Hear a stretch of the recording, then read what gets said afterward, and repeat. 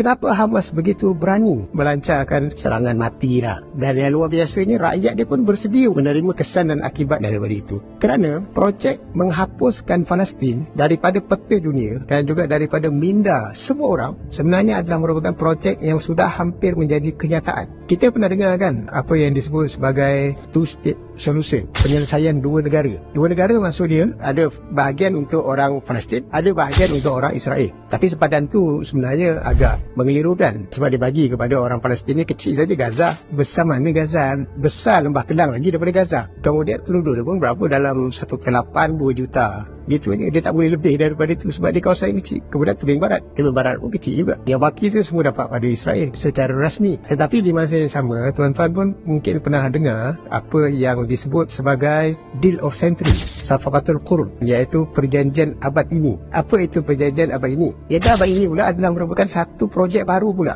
yang Israel buat, di mana Israel dia mensasarkan semenanjung Gaza dikosongkan dan penduduk di Gaza kesemuanya dipindahkan ke Sinai. Dan bahkan sebenarnya Israel telah berbincang dengan Mesir dan Mesir bersetuju. Dan Mesir sudah pun mendapatkan dana daripada Korea, China dan beberapa negara lain untuk membangunkan infrastruktur di Sinai. Jadi ini dah berlaku dah pun. Tapi orang Gaza dia tak nak pindah. Dan projek itu dah berlaku. Dan dalam projek itu juga adalah 61% daripada Tebing Barat akan diambil oleh Israel. Jadi maknanya apa yang tinggal untuk orang Palestin? Lagi sikit.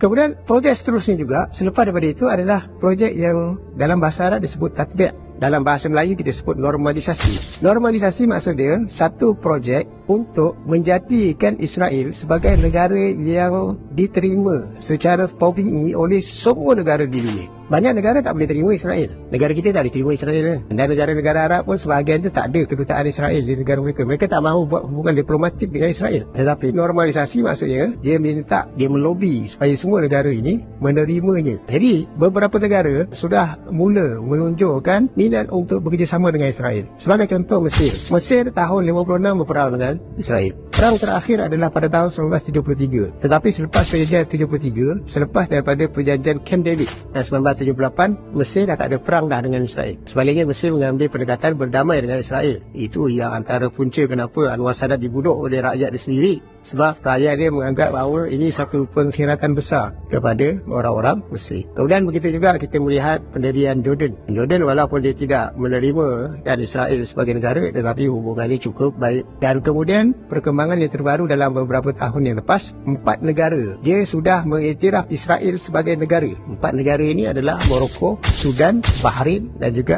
Emirates. Dan kemudian disusuli pula oleh Saudi. Saudi belum iktiraf lagi, tapi Saudi sedang mengadakan rundingan untuk mengiktiraf Israel. Maknanya kalau sekiranya Saudi mengiktiraf Israel, Saudi akan ada kedutaan Israel di, tak tahulah kat Mekah ke, kat Madinah ke, kat Jeddah ke, Allah. Dan begitulah juga tekanan sedang diberikan dalam masa beberapa tahun lepas kepada beberapa negara-negara Islam yang lain. Di antaranya adalah Pakistan, Indonesia dan Malaysia. Juga dia akan menjurus ke arah itu. Jadi kalau sekiranya projek normalisasi ini berlaku, maknanya akan makin banyak negara-negara Islam yang menerima Israel secara rasmi dan ada hubungan diplomatik. Kita pun ada duta dekat Israel nanti. Tapi itu belum berlaku lagi. Tapi hampir. Sebab 4 negara besar ni sudah menerima. Saudi dalam rundingan dan seterusnya lah. Kemudian satu juga perkembangan yang baru juga di sini adalah Israel dia cuba dan hampir-hampir menjadi kenyataan bahawa dia akan menjadi salah satu daripada negara dalam Liga Arab. Liga Arab ni adalah negara-negara Arab. Semua negara Arab masuk dalam Liga Arab. Israel tak boleh masuk sebab dia bangsa Yahudi. Sebenarnya kalau sekiranya kita melihat rantau Arab, dia adalah merupakan satu rantau yang pelik dengan kewujudan Israel. Sebab sekeliling tu semua Arab. Kalau kita ambil daripada Morocco, Mauritania, Algeria, Tunisia, Utara Afrika semua, termasuklah bahagian tengah tu sendiri, Sudan, itu Arab. Kemudian bila masuk dekat Semenanjung Utara Arab, itu Arab. Bila masuk dekat Bahrain, Qatar, sampai ke Yaman, itu Arab. Iraq, apa semua dah jadi negara Arab. Syria, apa semua dah jadi negara Arab. Tiba-tiba ada satu negara kecil, Yahudi. Dan dia tak masuk dalam Liga Arab. Sebab dia bukan bangsa Arab. Tetapi dia nak masuk dalam Liga Arab. Dan hampir-hampir berlaku sebenarnya dia nak masuk dalam Liga Arab. Jadi tuan-tuan, kalau semua ini berlaku, ditambah pula dengan perhimpunan PBB yang terbaru, di mana Presiden ke Perdana Menteri Israel, dia mengemukakan peta Israel yang baru. Tebing Barat ke Gaza ke apa semua dah tak ada. Itu pun sebenarnya satu lagi perkembangan lain. Jadi semua ini sebenarnya adalah merupakan di antara petunjuk-petunjuk yang menunjukkan bahawa isu Palestin akan mati. Maknanya Palestin itu akan hilang terus daripada peta dan akan dilupakan. Jadi semua orang akan menerima Israel sebagai Israel lah. Macam kita lah. Kita menerima Thailand sebagai negeri orang Siam. Sedangkan Thailand dulu adalah Langkasuka, adalah kerajaan-kerajaan Melayu, kerajaan Singgora. Raja-rajanya adalah raja-raja Melayu. Tapi dengan perubahan zaman, akhirnya kita menganggap bahawa itu adalah merupakan bangsa Siam, bangsa dia. Jadi nanti akan berlaku proses normalisasi. Hilanglah Palestin. Jadi Hamas mengambil satu pertimbangan yang besar untuk menjadikan isu ini tak mati. Dia tidak mahu matikan isu ini. Jadi dia mengambil satu harga yang cukup besar dan satu benda yang orang kata berani lah, cukup berani. Intervensi yang dilakukan adalah dengan cara melakukan serangan tersebut.